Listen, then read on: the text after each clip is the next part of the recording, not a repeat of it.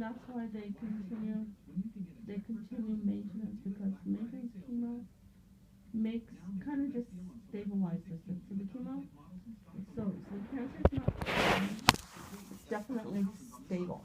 And But this, they don't, so they don't actually tell you like, because it like, and I don't know if it's something you want to know, because maybe it's better to use for them to just say you're good versus you're from the last time you were here you've had well, Dr. Rodriguez said, why fix what isn't broken? So she said that as long as Pemetrexed is doing well for me, why stop what we're doing? Because yeah. it is, I am benefiting. I don't know how long I can do it, but I think that's why only 10 minutes of infusion is allowed as opposed to 1 whole hour. Because Yeah. 1 whole hour of carboplatin actually, I guess, spreads throughout my lungs, and that's why I'm only allowed so many rounds. But with Pemetrexed, it's really just this little thingy. It's an IV. It goes into my system. They give me a shot so I don't get nauseous, and a shot so I don't get. Um, there's two reasons why. So I don't throw up. So I don't get one so I don't get nauseous and one for something. In 10 minutes time, it's done. Like I have a bed sometimes. Sometimes it's just a couch that a recliner that I sit on. Just depends upon how busy. And then they say, "How you feeling?" I go, "I'm done." I walk out of there and I'm like, get in the car and I go and I'm fine. And it depends. Sometimes I'll come home and I'll be so fatigued and it's just the drive. Or like today, just like I totally didn't want to do anything. My body was just like rest, and that's what I did. So as a standard, every time you have chemo for at least the next day after, the boy shouldn't come over. No, it doesn't phase me at all. But did you say you're normally fatigued? It depends. Some days I'm like bouncing, like the last one I had. Jerry's like, "What the heck?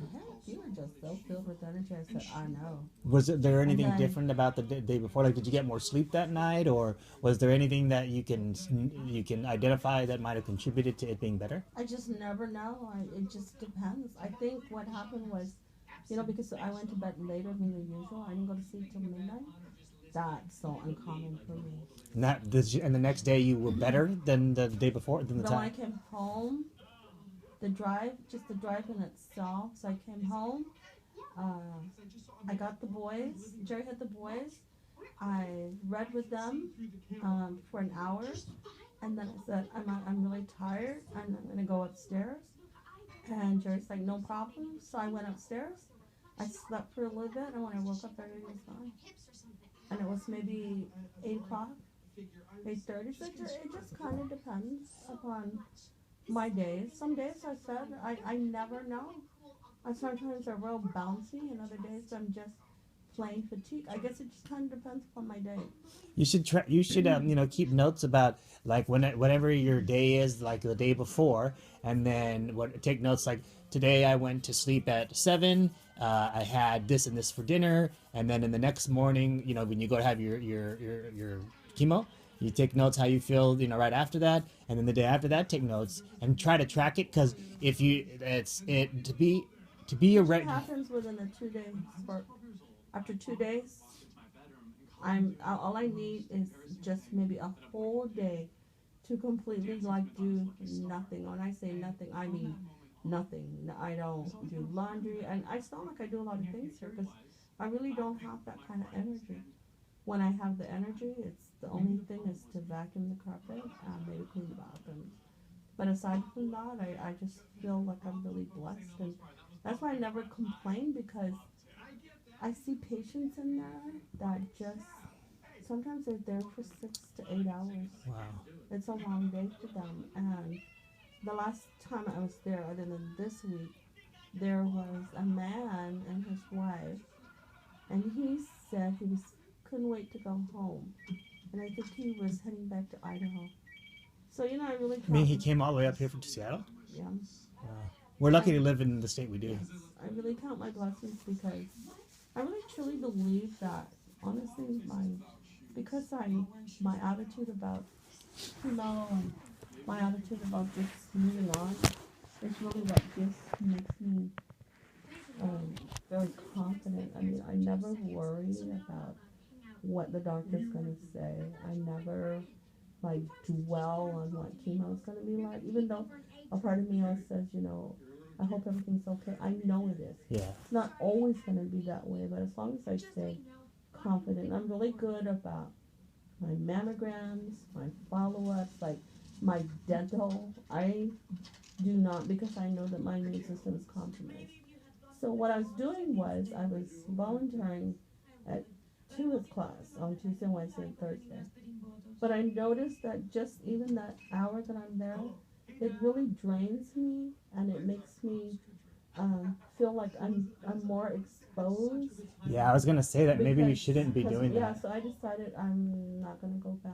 Did you tell them already? I'm going to next. So all of this week was conference. Then the week before that was something. So I maybe went one day.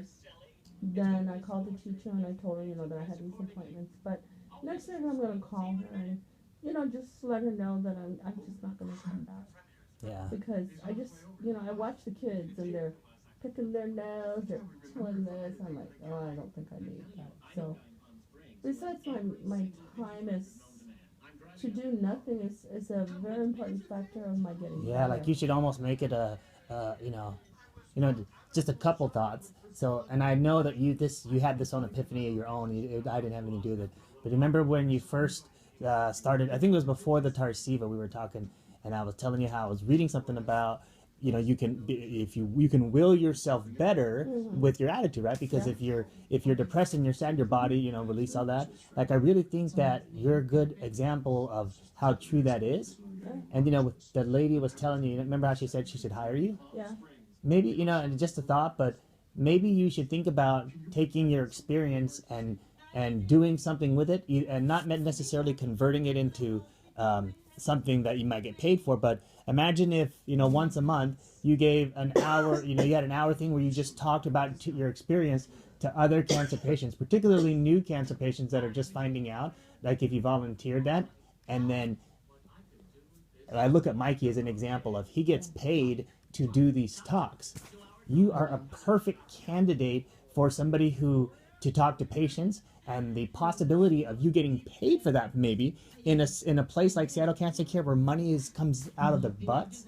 I mean, just a thought, but imagine if you, even if it wasn't getting paid, your positive attitude, imagine the impact you could have on other patients. And the thing about, I think, when you do that, you give the hospital the opportunity for other patients to maybe take the same treatment you're doing, and or maybe volunteer to do other treatments to where they're collecting more data from patients and making it even better for the next generation. I think I am.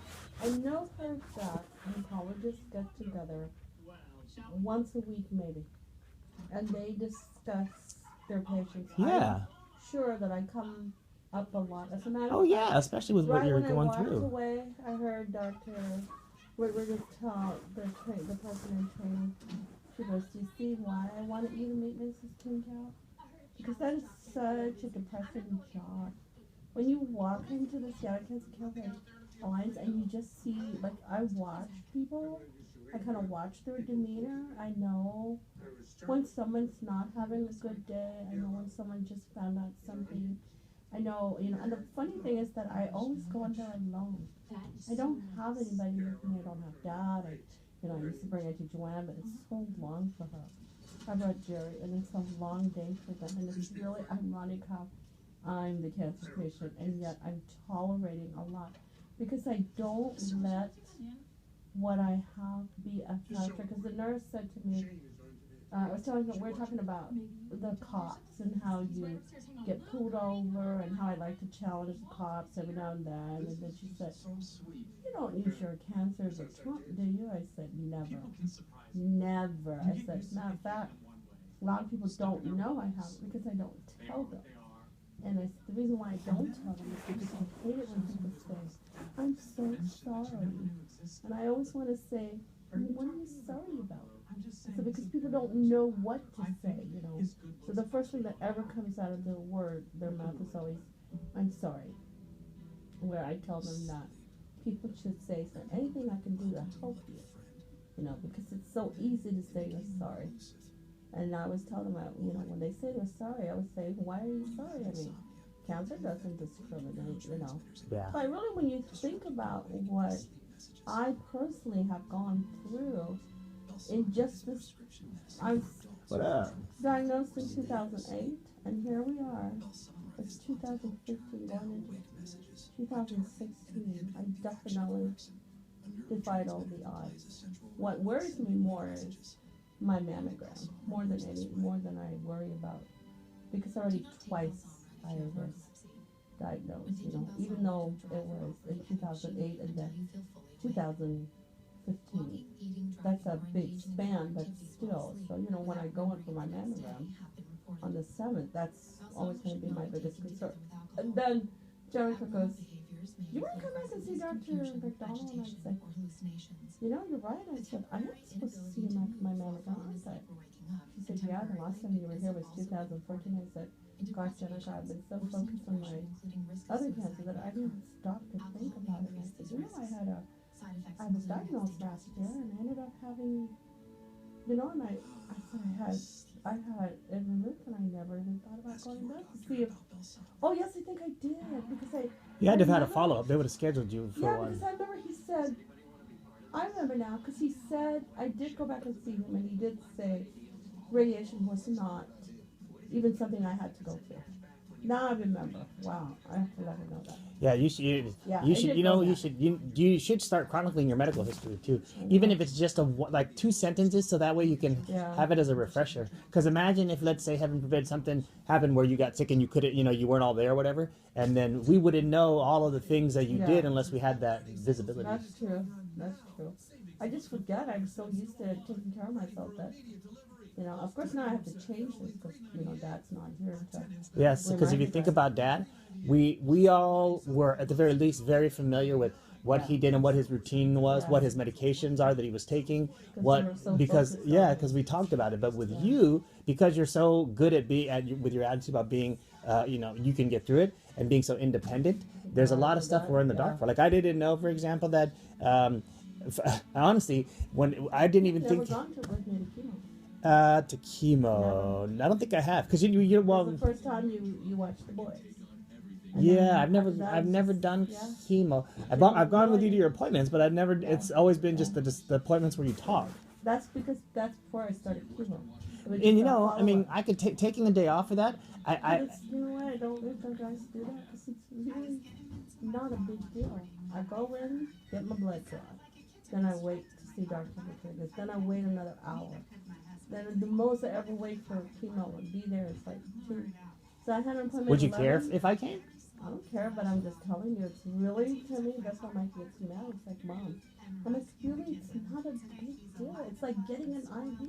For us though, like at least for me, and I know Mike can be the same way. Like I want to go partially because I want to make sure that I'm staying up to date and current with what you're going through. Because honestly, for whatever reason, I can honestly say that I almost always forget that you're still doing chemo, and I keep thinking you're just going there for checkups, regular checkups. No, I go there for, just remember, it's every 21 days.